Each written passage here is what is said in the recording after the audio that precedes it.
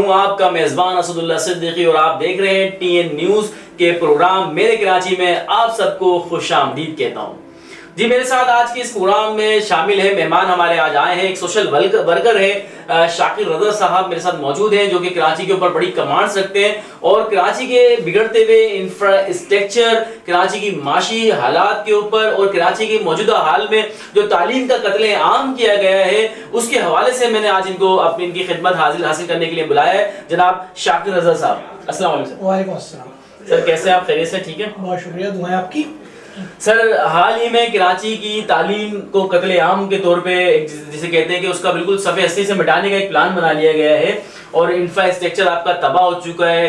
माशी हालात बेइंतहा ख़राब है शहर की, और ना पानी है, ना गैस है, ना बिजली प्रॉपर है। बड़े मसाइल में घिर चुका है कराची शहर। लगता है ऐसा है कि जैसे हम मुझे दौड़ों की तरफ जा रहे हैं। क्या कहेंगे इस बारे में आप? देखिए, मसला ये है, कराची वो गाय है जिसका दूध तो पीने को सब तैयार हैं, लेकिन उसको चारा देने को कोई भी तैयार नहीं है। कोई भी ये बात नहीं सोचता कि हम जिस कराची को पूरे पाकिस्तान को पाल रहा है, जो कराची इतना इतना टैक्स दे रहा है, जो कराची पूरे पाकिस्तान को चला रहा है माशी तौर के ऊपर, उस कराची के साथ हम सुलूक क्या कर रहे हैं। बिल्कुल, अभी आपने खुद ने कहा कराची में बिल्कुल सब कुछ तबाह हो गया है। पानी नाम की कोई चीज नहीं है जो नल में आती नहीं है, सिर्फ बिल आता है। गैस नाम की चीज है ही नहीं, आप घर में कुछ पका ही नहीं सकते। आपको गैस के लिए भी सिलेंडर खरीदना है और गैस का बिल देना है। बिल्कुल। बिजली का ये हाल है कि बिजली शहर के अंदर बहुत से इलाके तो ऐसे हैं जिनमें 16 घंटे 18 घंटे, और अच्छे इलाके जो पोश इलाके कहलाते हैं उनमें भी 4 से 6 घंटे जाना ऐसा है जैसे कोई बात ही नहीं है। कभी कभी एहसास होता है कि अगर किसी दिन लाइट पूरे टाइम आ जाए, 24 घंटे आ जाए, तो ऐसा सोचने पर मजबूर हो जाते हैं कि कराची में सोए थे, कराची में ही उठे ना, कहीं और जगह तो नहीं उठ गए। हाँ, ये हालत करती है। आदत नहीं रही असल में। और दूसरी बात ये है कि सबसे ज्यादा इस टाइम पे बिजली सबसे ज्यादा महंगी मेरे ख्याल से कराची शहर के अंदर ही बिजली महंगी है। कराची शहर में। और देखिए ना, अब मसला ये है कि आप किसी भी रोड पे निकल जाए आपको गटर भरा मिलेगा, सीवरेज का निजाम तबाह बर्बाद, ठीक है ना। उस रोड के ऊपर इतने बड़े बड़े गड्ढे होंगे जो पानी में नजर ही नहीं आएंगे। स्कूटर वाला बेचारा तो ऐसे ही गिर पड़ता है जैसे कोई बात ही नहीं है। इखलाकन समझ लेंगे उसको, 1-2 दफा गिरना रास्ते के अंदर उसकी जरूरत बन गया है। भाई, हम टैक्स दे रहे हैं, बिल्कुल। हम जो स्कूटर या जो गाड़ी चला रहे हैं उस पर भी टैक्स दे रहे हैं, तकरीबन 77% से ज्यादा टैक्स दे रहे हैं। हर चीज पे हम टैक्स दे रहे हैं। आपको, आपने हमें कौन सी दुनिया में पहुंचा दिया है? हम किधर चले गए हैं? मुंजो दाड़ो में जा रहे हैं। ऐसा लग रहा है कि पता नहीं दुनिया आगे की तरफ जा रही है, कराची पीछे की तरफ जा रहा है। सर, कौन जिम्मेदार है इसका? क्या समझते हैं आप? देखिए, मैं किसी को बोलूंगा कि ये जिम्मेदार है, वो जिम्मेदार है, तो ये तो एक बात गलत हो जाएगी। सभी जिम्मेदार हैं, हम सभी जिम्मेदार हैं। हमने कराची को, जो कराची में रहते हैं ना, जो कराची में खाते हैं, कमाते, पढ़ते हैं, लिखते हैं, नौकरियां करते हैं, वो भी कराची को ऑन करने को तैयार नहीं है। बिल्कुल, वो भी कराची की बात करने को तैयार नहीं है। अगर कुछ लोग इस कराची की बात कर रहे हैं ना, तो उनको बेवकूफ या पागल समझा जा रहा है कि जी कराची लगा रखा है। ओ भाई, एक दफा कराची को इस पाकिस्तान से अलग करके तो देख लो, पूरा मुल्क सोच लो कि भाई कराची नहीं है, फिर क्या है इसके अंदर, बचा क्या है, क्या करोगे, क्या कैसे करोगे, इतना इतना बजट बनाओगे। यार, ये कराची ही है जो सब कुछ दे रहा है। कम से कम इसको जीने का मौका तो दो, इसको जीने तो दो, इसमें रहने वालों को, इनको इस काबिल तो समझो। ये इंसान है। मेरे ख्याल से तो हमको इंसान भी समझा नहीं जा रहा है कि हम इंसान भी हैं। बिल्कुल। कराची शहर की एक रिवायत रही है, रोशनी शहर तो रहा है, इसके अलावा एजुकेशन की पहचान रही है शहर कराची। आज एजुकेशन के ऊपर एक शब खून मारा गया है और जो हमारे आने वाली नस्लें हैं वो देख रही हैं कि उनका मुस्तकबिल कहाँ खड़ा हुआ है, वो परेशान है। क्या कहेंगे इस हवाले से? देखिए, मसला ये, मुझे तो ऐसा लग रहा है कि कराची जो है ना, वो इसराइल का कोई सा इलाका है जिसे मुसलमान फतह करने के दर पे हो गए कि किसी तरह फतह कर लो इसको, ठीक है ना।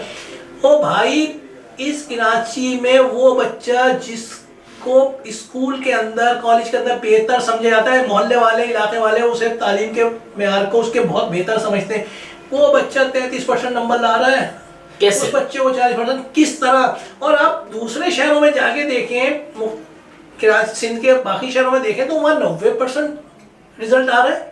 80% रिजल्ट आ रहा है, 85% रिजल्ट आ रहा है, कराची में 33% 34% रिजल्ट आ रहा है। भाई क्या ऐसा क्या हुआ, ऐसा क्या एक चमत्कार हो गया? कौन सी ऐसी दुनिया निराली हो गई कि यही कल तक जो कराची के अंदर बेहतरीन तालीम याफ्ता लोग रहते थे, बेहतरीन तालीम याफ्ता पढ़ने वाले थे, आज उनके बच्चे वो नहीं है। बिल्कुल हैरत है। अच्छा, मैंने उन बच्चों से मिला, कुछ बच्चों से बात भी की, तो उन्होंने बताया कि हमने 9th क्लास के एग्जाम दिए या फर्स्ट ईयर के एग्जाम दिए, उसमें हमारी परसेंटेज अच्छी थी। और हमने जब ये एग्जाम दिया, इससे कुछ दिन पहले हमने कोचिंग सेंटर में एक प्रैक्टिस एग्जाम दिया, उसमें हमारी 80% बन रही थी प्रैक्टिस, उसमें बनी। और जब हमने ये दिया एग्जाम तो उसमें फेल कर दिया गया। तो ये कैसे?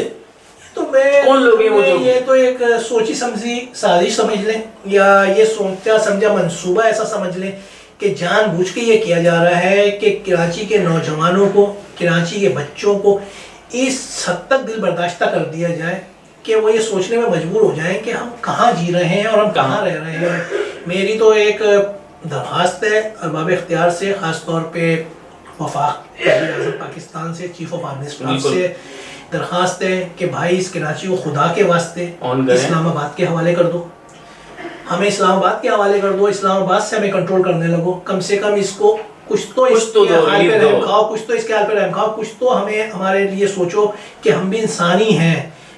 इस तरह तो हम ज़हनी मरीज इस कराची के अंदर आपको इसके अलावा कोई नहीं मिलेगा, ज़हनी मरीजों के अलावा। जिस तरह की हालत कराची में बना दिए गए हैं, कराची को जिस तरह तबाह बर्बाद किया जा रहा है, घर से निकलो तो कचरा, सीवरेज का निजाम तबाह, इतना पानी खड़ा हुआ है, वो भी गंदा, ट्रैफिक का ये हाल है कि बस आप जिस जगह जाने का सोचो तो 2 दिन पहले सोचना पड़ता है कि यहाँ पहुंचे, किस रूट से जाया जाए, और अगर पहुंचेंगे तो कितना टाइम लग जाएगा पहुंचने में, तो फिर जाने के लिए निकलो। अब बिल्कुल एक अब मैं एक कहूँ कि ये हद कर दिया ना, तो बस वो वाली बात हो गई है कि हद हो गई अब तो व्यूअर्स, हमारे प्रोग्राम का वक्त इख्तिताम पजीर हुआ जाता है। मेरे साथ थे शाकिर रजा साहब, जो कि बहुत ही खूबसूरत अंदाज में कह रहे थे कि शहर कराची के ऊपर जो जुल्म है, जो ज्यादतियाँ की जा रही हैं, कोई आवाज़ उठाए ना उठाए, लेकिन आवाम यहाँ की रहने वाली वो मजलूम है। हम दरख्वास्त करते हैं, शाकिर रजा साहब का कहना था कि चीफ ऑफ आर्मी स्टाफ से, प्राइम मिनिस्टर से, सदर पाकिस्तान से, कि खुदारा आप पाकिस्तान की जो फाइनेंशियल हब है कराची, इसकी तरफ देखिए, ये पूरे पाकिस्तान को रन करता हो, ये पूरे पाकिस्तान का शहर है, तो लिहाजा इसकी जो महरूमियाँ है मजीद ना बढ़ाइए, मजीद ना बढ़ने दीजिए, इसमें हमारी मदद कीजिए। हम आपकी तरफ हाथ उठाते हैं, हमारा हाथ को पकड़िए और हमें थामिए और हमें इस मुश्किल से निकालिए। अपने मेज़बान असदुल्लाह सिद्दीकी को इजाज़त दीजिए, इंशाअल्लाह फिर हाजिर खिदमत होंगे टीएन के प्रोग्राम मेरे कराची से। हमारे इस प्रोग्राम के हवाले से कोई राय देना चाहे तो जरूर दीजिएगा, और लाइक और सब्सक्राइब भी जरूर कीजिएगा।